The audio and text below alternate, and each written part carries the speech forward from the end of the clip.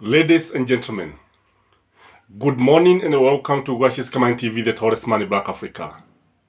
Yesterday, when a woman stopped me, pleading for burger points, that if I could surpass my burger points to her phone, I didn't understand the gravity of the school fees problem in this country.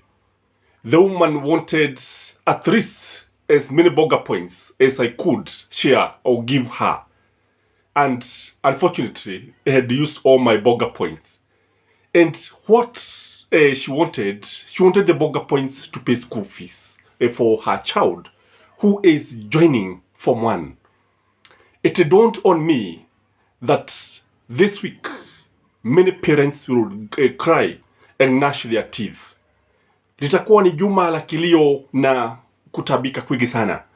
This is Gnashing TV. Kindly subscribe to this channel as I give a critical analysis of the school fees crisis in Ruto'S administration.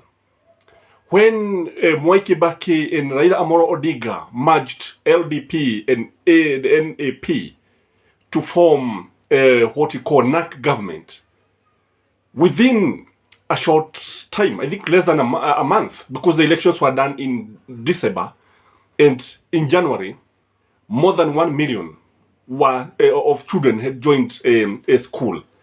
And I remember that time, Bill Gates was asked when he was just about to retire. Not Bill Gates, I think the Bill Clinton, the former president of the United States. He was asked the person who he would like to meet before he retire or after he retire. And he said the first person who came to his mind is Mwai Kibaki. Reason? He was a miracle man.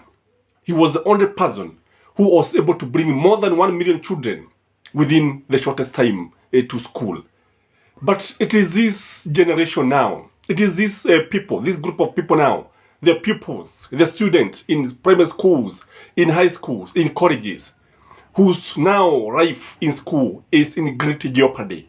Hii ni kwa sababu serikali ya William Samoei Ruto wakati iliingia katika hatamu za uongozi iliweza kuondoa what we call school fees subsidies. You realize that what we have is that in national schools, parents are paying or are going to pay as much as 100,000 Kenyan shilling in terms of school fees. In extra county schools, the parents have to cough between 75 and 90,000 Kenyan shilling.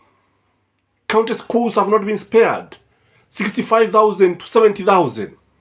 Day schools, where the government prides itself that the education is free, parents have to cough between 5,000 and 10,000.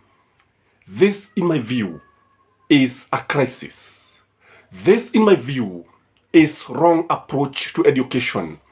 I think the removal of subsidies in school fees lilikuwa ni jambo ambalo halikuwa linafaa wakati huu, kwa sababu unapoangalia utapata kwamba wazazi wanakabiliwa na majukumu mengi sana, wanakabiliwa na matatizo mengi sana, si chakula, si mavazi, si nini, utapata ni kilio. Wiki hii kutakuwa na kilio. And what there is that over and above the school fees, you realize that parents are supposed to call money for what we call remedial classes in the name of tuition. And they try to baptize these fees, these charges, and by they are not even included in school fees. So the parents end up paying a lot of money. Again, you realize other kind of charges like trip and education tours. The parents have to call for this. There is food for day school, and you know the price of food now is skyrocketing. You realize that maize and beans, ndizo ambazo utapata mahindi na maharagwe, ndio unapata watu wengi shule nyingi zikiwalisha watoto wao, wanafunzi. Lakini pale ambapo tunaelekea, tunajua kwamba kuna matatizo mengi sana. You also find motivation for teachers' money. And this is happening as William Samoei Ruto's education CS watch. This is happening as the education CS smile. And hakuna kitu ambacho wanafanya. Shule zinafunguliwa Jumatatu ijayo, lakini utapata ya kwamba the government is not even bothering to talk about the fees structures. kwa sababu wanajua ukweli ni kwamba gharama ya maisha imepanda, si stima, si chakula, si nini, even the fuel. Kile ambacho kitatokea ni kwamba wanafunzi watakuwa na matatizo mengi sana, wazazi watakuwa na matatizo mengi sana. So in this video I want us to look at the consequences of high school fees. The increase of school fees portends a great danger to a nation. And the first consequence, what we are likely to have, most Form 1 students are likely to miss places in Form 1 simply because of lack of school fees. Unajua ndio kuna mashirika mengi ambayo yanasaidia, lakini mashirika haya like now the Equity Foundation, and here I want to thank the Equity Bank for taking it upon itself to educate those who come from poor families through what we call Wings to Fly, and may they fly higher. God bless Equity. God bless the CEO of Equity. And maybe that is why Equity has been able to expand. I met somebody yesterday whose, I think, niece, was taken by the Wings to Fly, and the man was over the moon because imagine, and it is a niece, the man was over the moon, very happy, telling us how the family is happy because the family is actually in dire need. Again, there are others like Cooperative Bank, Wailing, Consolidated Bank, mnafanya vizuri sana. But what we have, many students are likely to miss Form 1 classes simply because of lack of school fees.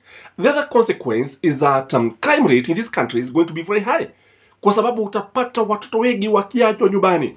And what this means is that the government, you have to continue building correction facilities, jail, zitazidi kujengwa. Badala ya kujenga shule, badala ya kupanua shule, mtazidi kupanua jail, prisons, because this is a government that has put its priorities upside down. And the other consequence of increasing school fees is that, it is hurting. It is being done when the cost of living is very high. This means the government of William Samoei Ruto is likely to be very, very unpopular.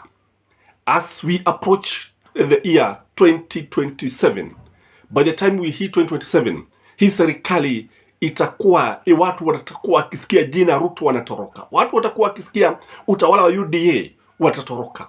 Because what people don't know is that when Kibaki and Uhuru give subsidies to education, when Kibaki give the free education, free women education and day secondary school education, alikuwa na matumaini makubwa sana because it was aligned to Vision 2030. In most developed countries, education and health are free, and that is what Azimio had planned. Lakini ukiangalia utaona kwamba serikali ya William Samoei Ruto imefanya mambo mabaya sana, mambo ambayo yanafanya watu waumie. And the other consequence is that what Kibaki's and Uhuru's had brought to this country, the gains that were brought by Uhuru and Kibaki are going to be lost. They will be completely lost. Because like something like the transition from primary to secondary, it was almost 100%. Now, the transition now, I don't think can be 100%. And I want to thank one guy, Makoha, who was going to the villages, to the slums, including the dangerous Kiadutu. Na alikuwa na watu pale, watoto pale, na kuwapeleka shuleni. Cha lazima alikuwa na walazimisha kwenda shuleni. And the government was very, very prepared to do this.